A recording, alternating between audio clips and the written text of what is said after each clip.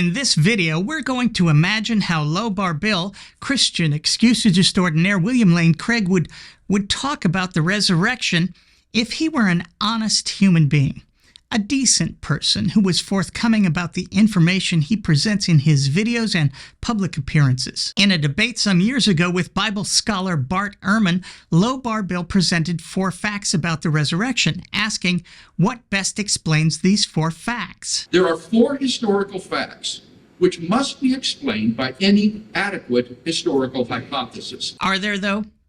The Cambridge Dictionary defines a fact as something that is known to have happened or to exist, especially something for which proof exists, or about which there is information. While there is clearly information about Jesus and the resurrection story, there is absolutely no proof of what Bill is about to assert as fact.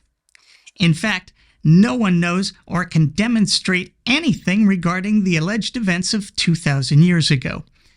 Bill knows all of this. And yet, fact number 1.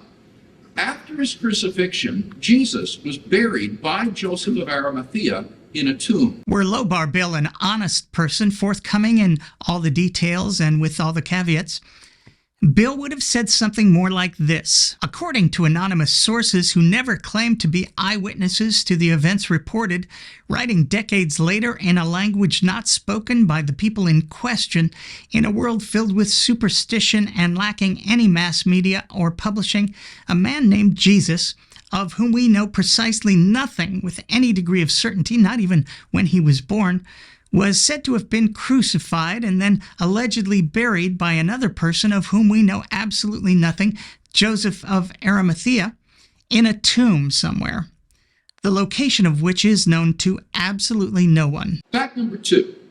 On the Sunday after the crucifixion, Jesus' tomb was found empty by a group of his women followers. Were Low Bar Bill an honest person, forthcoming in all the details and with all the caveats, Bill would have said something more like this. In the variously differing and incompatible accounts written by anonymous sources who never claimed to be eyewitnesses to the events reported, writing decades later in a language not spoken by the people in question, either A, 3 women were greeted at the alleged tomb by a young man who told them that Jesus had been raised. The young man then also gave these 3 women instructions for the disciples of Jesus. But the women fled the tomb in terror and said nothing to anyone. B, 2 women, not 3, came to the alleged tomb, which in this account was protected by Roman guards. There they experienced an earthquake accompanying the descent of an angel, whose appearance caused these Roman guards to pass out,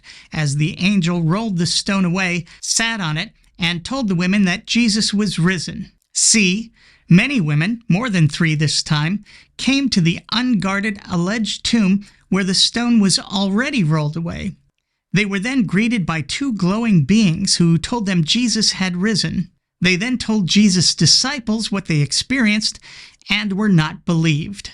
Or D, 1 woman, Mary Magdalene, came to the unguarded alleged tomb and found the stone already rolled away. She then ran to the disciples, telling them that the body had been taken from the tomb. Fact number 3. On different occasions and under various circumstances, different individuals and groups of people experienced appearances of Jesus alive from the dead. Were Low Bar Bill an honest person, forthcoming in all the details and with all the caveats, Bill would have said something more like this. According to anonymous sources who never claimed to be eyewitnesses to the events reported, writing decades later in a language not spoken by the people in question, etc., various people claimed that other people had seen Jesus alive after his death. Some of these third-party accounts contradict each other, and we are lacking any first-hand reports of such appearances, with the exception of Paul, whose experience was clearly visionary. Finally, fact number 4, the original disciples suddenly and sincerely came to believe that Jesus was risen from the dead, despite their having every predisposition to the contrary. Were Low Bar Bill an honest person, forthcoming in all the details and with all the caveats, Bill would have said something more like this. According to anonymous sources who never claimed to be eyewitnesses to the events reported, writing decades later in a language not spoken by the people in question, etc., at least a few of the original disciples of Jesus allegedly came to believe that Jesus had been risen from the dead. No first-hand accounts confirming these beliefs from any of the original disciples exist, nor can we know anything about their sincerity or predispositions beyond the mere hearsay of the various anonymous, non-eyewitness accounts written decades later. Now, having presented these alleged facts accurately and honestly in all their details, do they seem like facts to you? Something that is known to have happened or to exist, especially something for which we have proof? We can't even get close to having facts about the resurrection. We can't know any of it happened, nor is there any proof. The various sources are not independent. They don't claim to be eyewitnesses, and they're written decades later by people who had nothing more to go on than the word of others, who may or may not have had first-hand knowledge of the events. We simply don't know. Nevertheless, Low Bar Bill asserts that not only are these claims fact, but that they're facts which demand an explanation.